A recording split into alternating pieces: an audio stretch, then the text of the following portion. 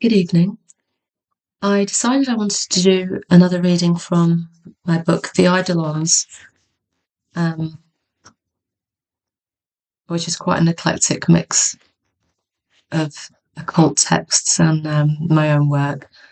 But I see that it's opened up onto a chapter called Swords, which is actually taken from the Tarot Minors of Mebes.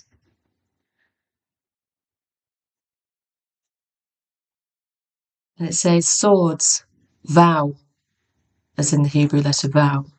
Knights, the world of formation, the second initiation. Free yourself from the illusions of the lower worlds and reach a new spiritual birth. In the sword stage, the spiritual pilgrim no more has a master, not even anyone who could point the way. For him, it is a period of complete solitude. Internal growth is no longer encouraged by ceremonies or rituals. This stage also consists of 4 degrees, but these are purely esoteric and are perceptible only to observers from the upper planes. The disciple himself knows nothing of his or her progress. The swords stage can be crossed in 2 ways. Firstly, on the path of faith, positive, aspiring, and seeking to serve the Logos in his redemptive work. Secondly, in the negative way, sometimes called the way of the strong, way of rebellion against the Logos and the state of the world.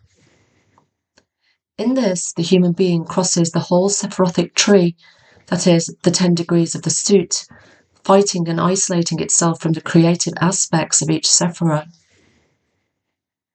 Rebellion against the external world, Malkuth, rejects the form, Yesod, negates the value of power and peace, Netzach and Hod, denies the possibility of harmony, Tifereth, denies mercy and justice, Gedula or Chesed and Gebura,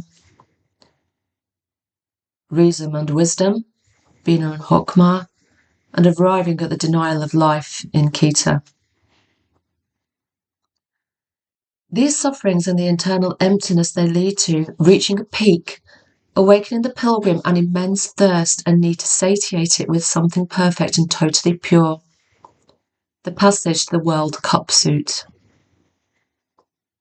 Swords is the suit of the psyche, that is, of the astral and the mental, and the experience is lived when these 2 principles of human beings achieve the greatest development. As the philosophical negative aspect of swords, reason predominates above feelings or the heart. This step corresponds to the Nasham plane of Judaism or Manas of Eastern philosophy.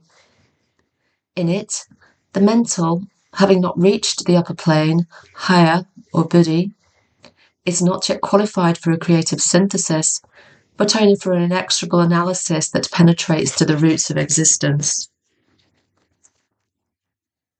Soul searching, that sounds like.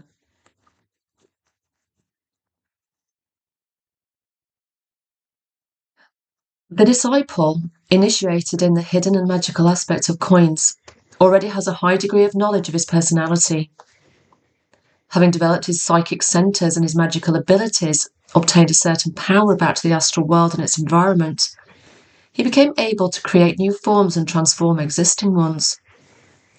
His activity is entirely governed by his personal will, which totally dominates the world of his desires and emotions. He achieved the maximum development of his personality.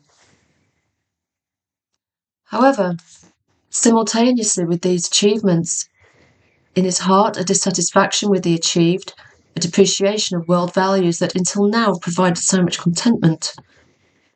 Wonders and doubts about one's usefulness do that. One starts to aspire to something different and higher, to become aware of the existence of a light that permeates the world, and desire to discover its nature and its source. One hopes to be able to meet God face to face, to understand the human being and his internal eye, the reflection of God. The coins initiate has the possibility to create something in the world, to offer you something, but nothing else can be received because you already have what the world can give you. It is still not understood that, continuing to give, one would continue to receive, maybe something unexpected and different. In the act of giving, it is received. Having reached the maximum of personal power, one begins to realize the illusory character of the world. One is knowledgeable of the forms, but has not yet penetrated the essence that is hidden behind them, in the source that creates them, and therefore rejects them as only illusory. This can affect the initiate deeply, because the world around him falls apart. He admits the existence of the creator principle, the Logos, but, at the same time, perceives the illusory character of every servant. He sees the sufferings of the world, notes that nothing can change despite all the personal power he attained. He does not understand the purpose of such a world of suffering and injustice, and a great revolt against the creative power is born in him. Swords, in their negative or philosophical aspects, is a stage of deep spiritual crisis that must be crossed and overcome, so that a magician, initiated from coins, can reach the heights of the upper emetic suits. We present in this course, the Tarot Miner's course that is, the higher level of the human path, through the minor arcana, that is, the level that leads to initiation. However, in many people's lives there are the same steps at lower levels, and these also need to be overcome so that evolution can progress. Such steps are presented sometimes, following the degrees and suits of the minor arcana, sometimes in a different order. They can be short and they can last a lifetime, or even several incarnations.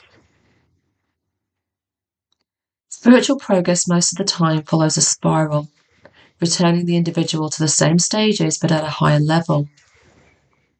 Generally, human beings do not have awareness of being tested by a certain suit or grade. On the other hand, one should not forget that not every deep revolt or skepticism is proof that the person is living the positive experience of swords. Most frequently, it is the consequence of some failure in life, manifesting itself in revolt, skepticism, and animosity. Many people consider themselves atheists because their intellect rejects the exoteric presentation of God, or because they are experiencing a painful crisis. Others follow scrupulously the precepts of religion, removing from the mind any religious problem so as not to fall into doubt. It is possible for the former to be at the threshold of swords, whilst the latter have not yet reached the suit of coins. The negative aspect of swords is the source of almost all religious myths. The fall of the angels in the Book of Enoch, the revolt of the Asuras in the stanzas of Daizan, of the Secret Doctrine, the Prometheus sacrifice that stole the heavenly fire, the temptation of the biblical serpent, and many others have the same basis. The negative swords experience is expressed by a very complicated internal state. Being in the mental aspect in this stage, the most powerful, man intends to unveil the mystery of life and its own being through the intellect. For him, the only criterion of truth is his own mental power. He rejects any claim of authority, religious or philosophical. The limited and conditioned in a human being seeks to solve the problem of the infinite in the absolute. This results in failure and causes a revolt that can take very different forms. This revolt and the active struggle against the creator principle of the manifested world are gradually transformed into a search for the cause of causes and absolute values, that is, in a search for God. In each deep and widely lived experience of the negative stage of swords, these two factors, the revolt and the search, are present. In its evolution, on the way to the union with his higher I, the human being must reject everything that was achieved during the coin stage and advance solitarily, regardless of any law or order, without the assistance of heaven, without an authoritative conductor, obeying only its internal criteria, refusing any limitation, and even fighting against upper interdiction. It is the path of incessant struggle, provocation by internal loneliness and desolation. In this darkness, man needs to find the right direction and follow it to the end. If one lacks the will to take it further, he or she may fall into the spiritual doldrums, into complete negativity or despair, from which there will be no way out. Aware of this danger, all the founders of the exoteric relics prohibit the knowledge of good and evil, hide the heavenly fire, and prevent this shortcut to a set of laws punishing disobedience. These protective measures have their reason for being. They are established for the vast majority of human beings who need to rely on the magic force of forms and authorities in order to evolve, that is, to carry out harmonization, one's personality.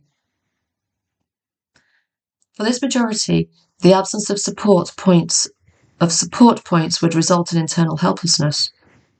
There are few who have overcome the need for support, and that, without falling into the internal void, are able to rise into a genuine spirituality, following the painful path of swords, because suffering is the essence of this stage. However, without Golgotha, there would be no resurrection. Man, crossing this stage, rejects and denies everything until the very beginning of life, for, finally, in the last degrees, finds God within the self. Progressively, one frees oneself not only from the illusions of the physical world and of the astral plane, but also the last illusion, that of the principle who, in himself, denied everything. In the minor arcana, this path is symbolically presented as an ascent through the sephirothic system of swords, that is, the progressive sublimation of consciousness as the disciple rises from Malkuth to Kita. The sword stage can be processed over the whole life, or even during several incarnations. In very rare cases, the entire path of swords can be traversed in an instant. It's the instant left by cutting the card, a very dangerous alternative, since the human structure may not be able to withstand a spiritual change that is so abrupt.